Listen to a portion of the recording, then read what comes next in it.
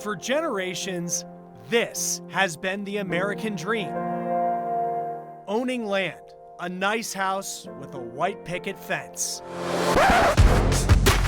But times have changed, and so have the ways we live. Here in Los Angeles, rent prices have people calling some unique places home. Why are rent prices so high? What's being done to help people afford housing? Come on in. This is The Race. Welcome to The Race. I'm Chris Stewart. This week we're in Los Angeles and we're talking about housing issues across America.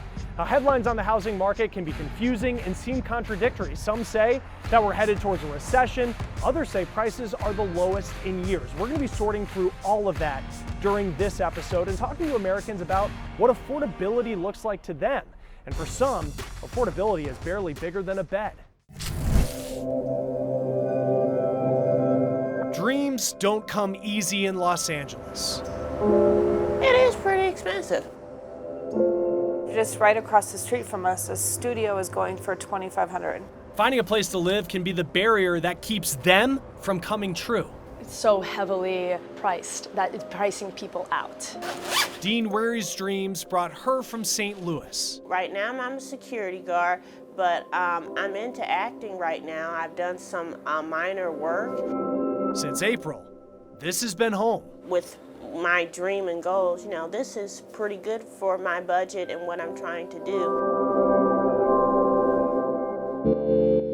PodShare is a housing network where you can live anywhere across different expensive neighborhoods for a nightly, weekly, or monthly rate. PodShare, a startup that offers an affordable place in parts of California that have become unaffordable for many. You have access to all the locations. You get your own pod with a flat screen, personal outlights, and a nightlight, food in the fridge, toiletries in the showers. It's all utilities, no security deposit or move-in fees, no proof of income. Pod Living runs $1,000 a month. And the whole idea is to give you a starting off point when you first get into that expensive city. California has some of the highest rent prices in America.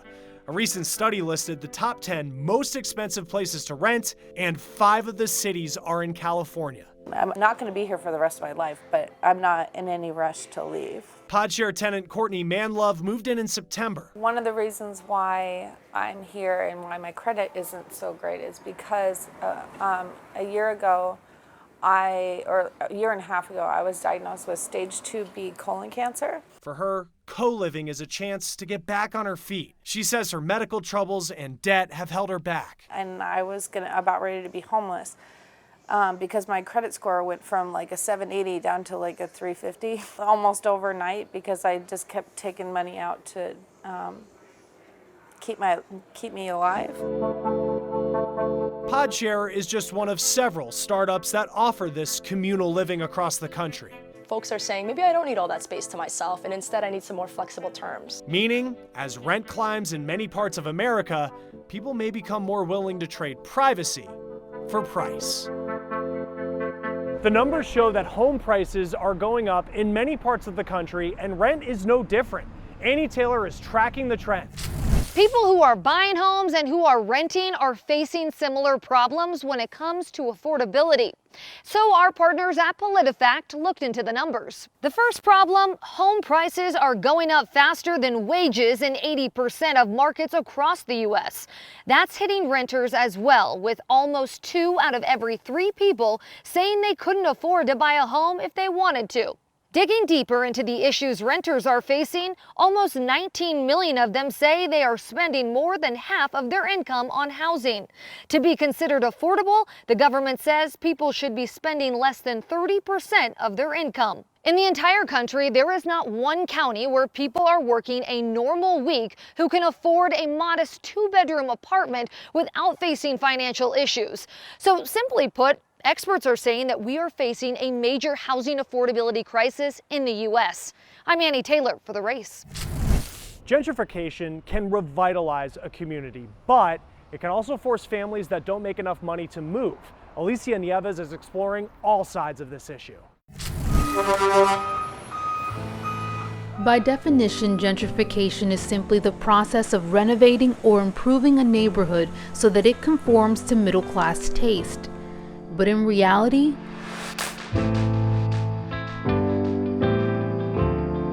It's more complex than that. I was born in Williamsburg, Brooklyn. I was raised in Bushwick. I purchased my home 12 years ago. It was an amazing moment. It's part of the American dream. How has gentrification impacted you and the decision to buy a home 12 years ago? It's impacted both in the negative and the positive.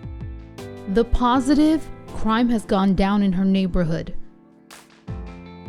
The negative, property values have gone up dramatically. When it comes to property value, we've increased about $350,000, so that hurts.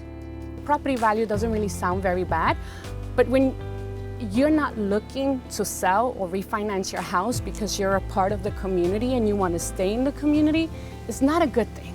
When we were looking around to buy a property, we found this house and it was an amazing house. And we went through the property tax history and the taxes were about $2,500. But now, 4 years later, my property taxes are over $6,000. Native New Yorkers like Jessica Franco and Dharma Diaz, who have saved enough to finally buy a home in the neighborhoods they grew up in, are now struggling to keep them.